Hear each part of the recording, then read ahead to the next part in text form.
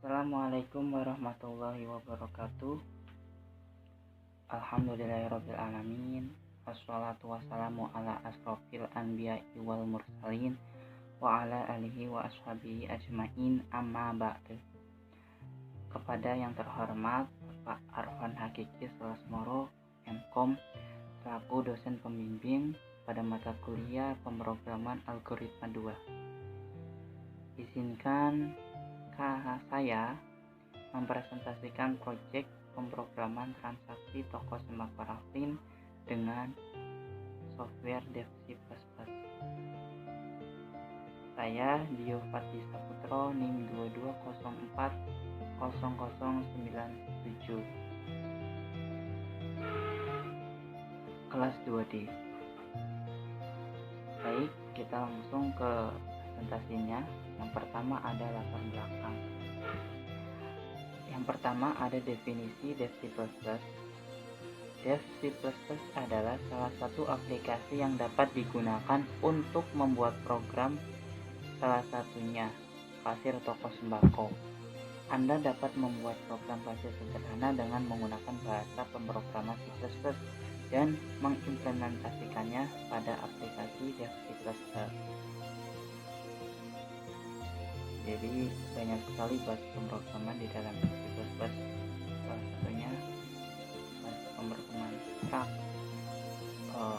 prosedur, terus routine, dan lain sebagainya. Kedua, alasan program kasir toko sembako dibuat menggunakan sistem pemrograman C++ ini, yaitu untuk memudahkan proses transaksi penjualan di toko sembako. Program ini dapat membantu pemilik toko dalam mengelola stok barang dan mempercepat proses transaksi. Selain itu, program kasir juga dapat membantu pemilik toko dalam menghitung keuntungan yang didapatkan dari penjualan barang. Jadi inti dari alasannya itu agar lebih efektif dan lebih efisien. Kita langsung ke bahasa pemrograman. Yang pertama ada bahasa pemrograman struct. Bahasa pemrograman struct merupakan kumpulan dari data elemen yang digabung menjadi satu bagian dengan satu nama. Dua, tiap elemen dikenal sebagai anggota struktur. Tiga, tiap anggota boleh berbeda tipe data dan berbeda panjang data. Dan struct biasanya digunakan sebagai representasi dari struktur berkas data digital. Jadi bahasa pemrograman struct ini anggota-anggotanya, anggota strukturnya itu bisa dari tipe data string, tipe data integer, tipe data double, char, dan lain sebagainya. Itu pun boleh dikasih beberapa data dan strukturnya namanya struct. Pada implementasi struct harus dideklarasikan menjadi sebuah objek agar dapat digunakan anggota atau elemen yang ada di dalamnya. Cara deklarasi: nama struct, terus nama objek struct. Terus cara penggunaan elemen, ada nama objek struct, titik, nanti dipanggil nama elemennya apa. Sebagai contoh pada skrip pemrograman saya yaitu struct barang, ada string kode, string nama, dan integer harga.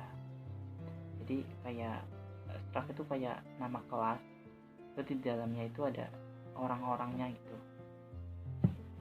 kurang lebih gitu. Terus ada bahasa pemrograman array. Array adalah sebuah variabel yang dapat menampung beberapa data dengan tipe yang sama. Kedua, kumpulan dari nilai data-data yang bertipe sama dalam urutan tertentu yang menggunakan nama yang sama. Ketiga, letak atau posisi dari elemen array ditunjukkan oleh suatu indeks. Nah, array array berbeda dengan struct. Array itu bisa menampung beberapa data dengan tipe yang sama, tidak boleh berbeda. Dan juga urutannya tentu menggunakan nama yang sama. Terus letak posisi elemennya ditunjukkan oleh suatu indeks. Terus ada jenis array, ada tunggal dimensi. Indeks array dimulai dengan 0. Jadi array 0 adalah elemen pertama yang disimpan pada indeks 0. Andainya jika ukuran sebuah array adalah n, elemen terakhir disimpan pada indeks adalah n-1. Jika indeks array A adalah 3, maka array 2 adalah elemen terakhirnya. Sebagai contoh ada script program dari saya, itu ada array C, nanti ada pemanggilan struct dengan elemen harga dan lain-lain. Kita langsung pergi ke switch up. Ada dua jenis, yaitu if tunggal. If tunggal itu kondisi diletakkan di dalam simbol kurung buka kurung tutup. Satu kondisi ekspresi. Jika ekspresi akan dieksekusi jika kondisi bernilai true. Jika kondisi bernilai false, maka tidak ada ekspresi yang akan dieksekusi.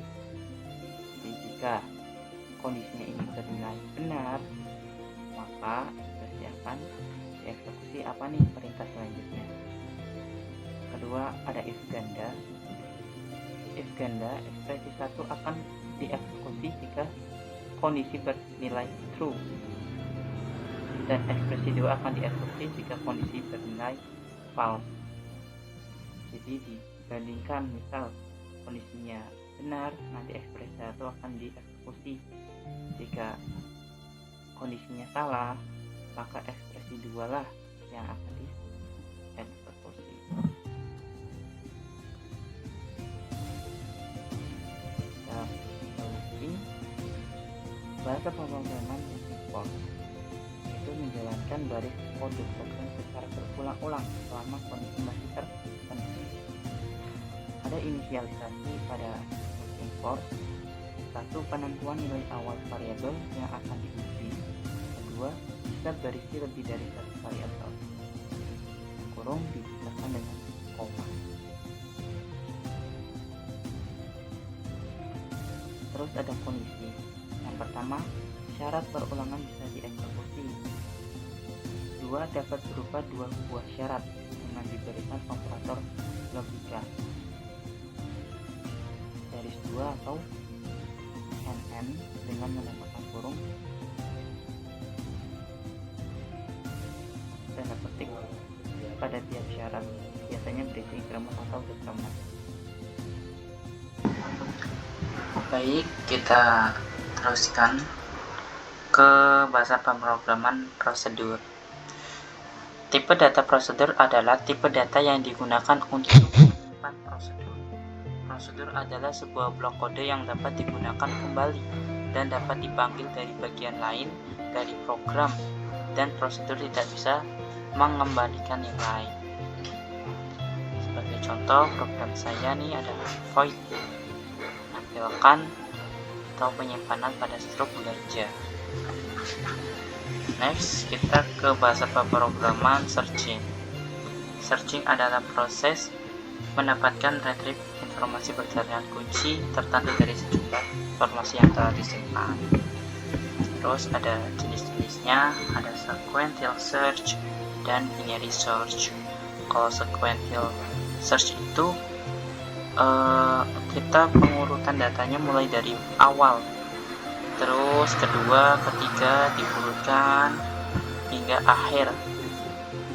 Kalau ditemukan ya data itu, kalau tidak ditemukan nanti tidak ditemukan datanya. Kalau binary search, pertengahan data nanti bagian data yang awal dan akhir itu dijumlah dibagi 2.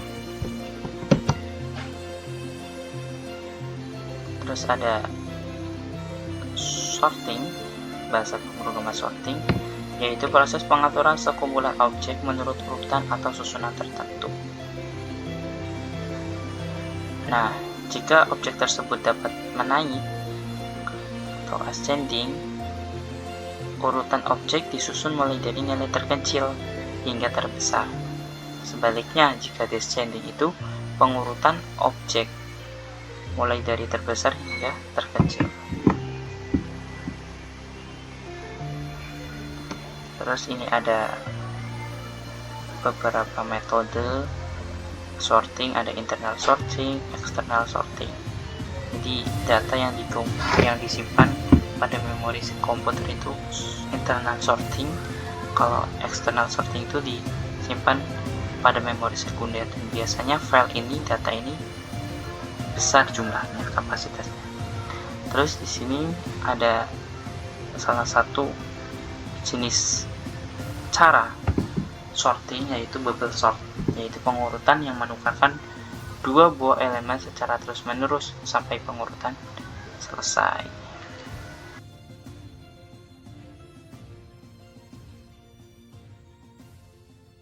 Baik, setelah kita membuka aplikasi DevC++, kita membuka script saya. Di sini ada fungsi untuk memposisikan kursor pada koordinat XY, struct call to XY, ada struct barang, terus ada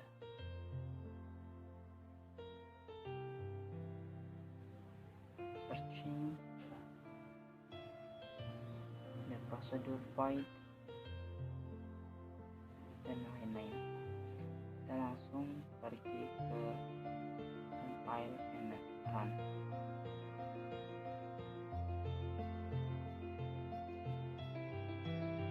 Baik, ini setelah kita compile and run akan muncul inputan nama. Kita input nama,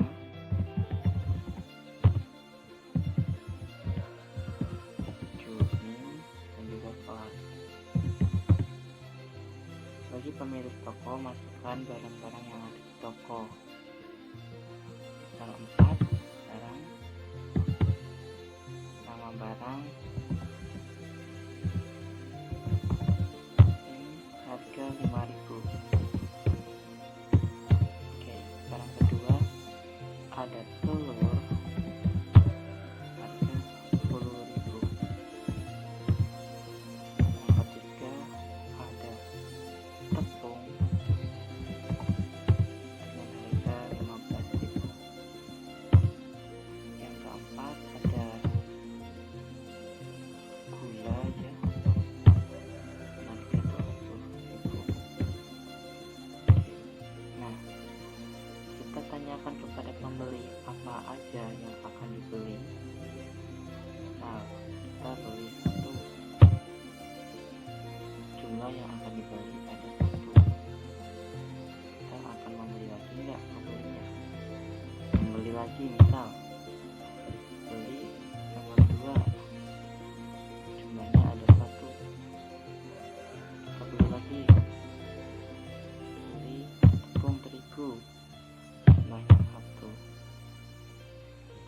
Kita coba 0. Nah, akan muncul struk belanja dengan total belanja 30.000.